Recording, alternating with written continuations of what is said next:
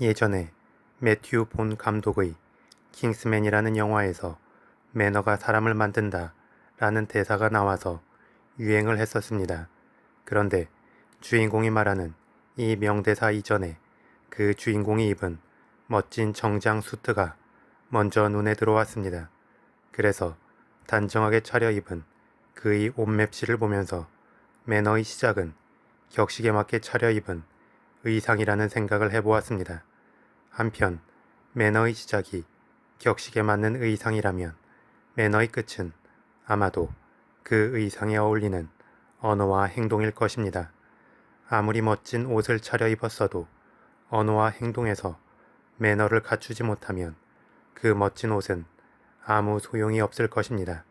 하지만 격식에는 맞지만 조금은 낡고 유행 떨어지는 옷을 입었어도 언어와 행동에서 매너가 있다면 그 사람의 품격은 오히려 의상의 낡음을 충분히 커버하고도 오히려 높아질 것입니다. 언어의 온도라는 책은 매너의 끝인 언어와 행동 중에서 언어에 관한 책입니다. 이 책은 정제되고 정제된 느낌을 갖게 만드는 책입니다. 많은 소제목을 단 에세이들이 이어지고 그 에세이들의 내용은 어떤 심도 있는 문제가 아닌 우리의 일상을 이야기합니다. 그런데 평범한 주제를 이야기하기 위해 선택된 언어들은 군더더기가 없습니다.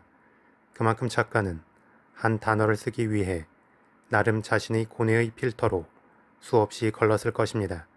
그래서 이 책을 읽는 느낌은 깔끔하게 세팅된 정식을 먹는 느낌입니다.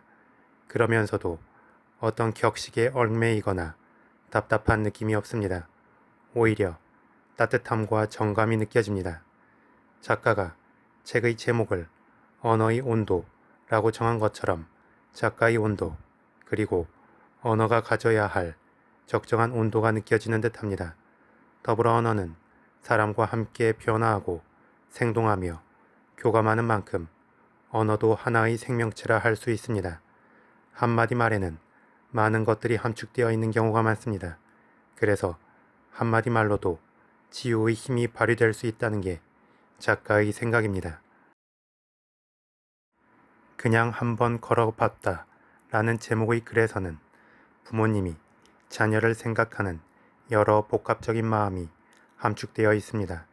자녀의 안부도 궁금하면서 자녀가 지금 하고 있는 일에 방해를 주고 싶지 않다는 의미입니다. 또한 이미 출가를 한 자녀의 경우 예전에 함께 살던 때를 그리워하며 조만간 보고 싶다는 의미도 가지고 있습니다.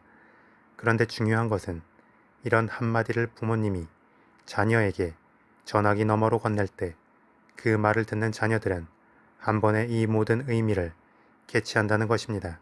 그래서 말 한마디가 참 신비스럽기도 하고 대단하기도 한 것 같습니다.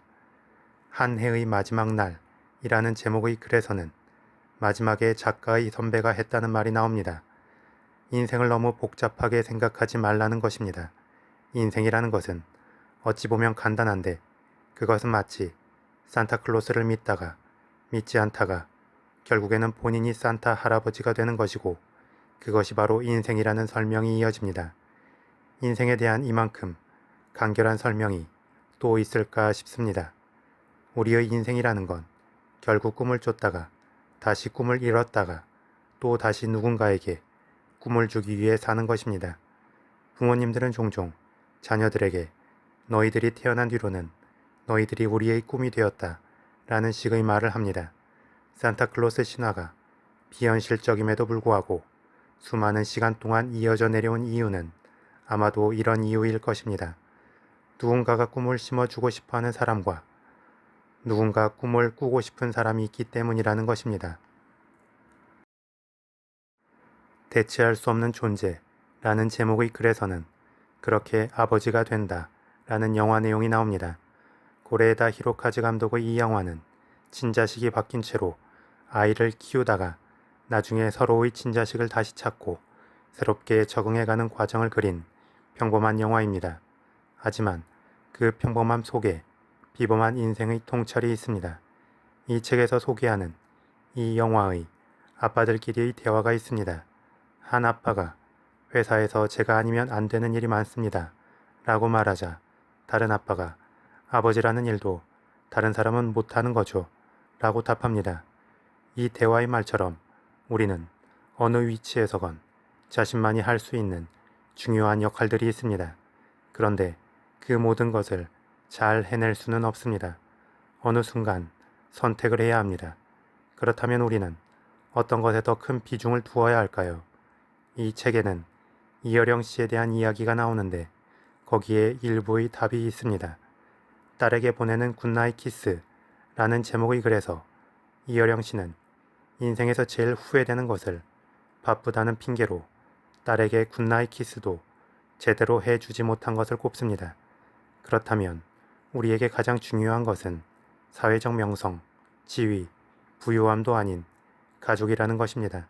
그 중에서 아빠는 아빠로서, 엄마는 엄마로서의 역할이 어쩌면 노년에 이르렀을 때 가장 충만하고 만족스러운 기억을 선사하는 역할이 아닐까 생각이 듭니다.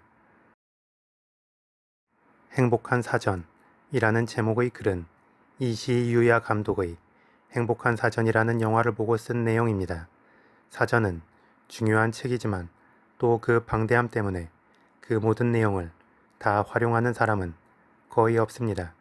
그런데 사전이 없다면 언어의 전달이 명확해질 수 없기도 합니다. 그럼에도 불구하고 이 사회는 자본주의 논리로 움직입니다. 그래서 가장 큰 심혈을 기울여야 하지만 정작 큰 돈이 안 되는 사전에 많은 돈을 투자할 여력이 안 되는 것이 현실입니다. 이 글을 보면서 박현복이라는 사람이 감독하고 주연까지 한 에바로드라는 다큐멘터리가 생각났습니다. 사회생활을 어느 정도 한 에반게리온 마니아들이 그동안 모은 돈을 다 털어서 에반게리온 스탬프를 받기 위해 많은 국가들을 돌아다니고 스탬프를 받는 과정을 카메라에 담은 내용입니다. 스탬프를 다 받았을 때의 보상은 엄청난 돈도 아니고 큰 명예도 아니었습니다. 그래서 처음에는 어찌 저런 의미 없는 일에 돈과 시간과 노력을 낭비할까 라는 생각을 했습니다. 그런데 우리 인생은 단지 돈을 잘 벌고 사회적으로 인정받는 일을 한다고 행복해지는 것이 아닙니다. 큰 돈을 벌 수 없더라도 본인 스스로만 인정할 수 있는 일이라면 그 길을 걸을 때 우리는 진정으로 행복할 수 있습니다. 그래서 행복한 사전이라는 영화만큼이나 에바로드라는 다큐도 사회적 기준에 맞추기 위해 꿈을 잃고 수년을 살아온 중년의 나이대인 저에게 과거의 동심을 추억하게 하며 큰 감동을 주었습니다.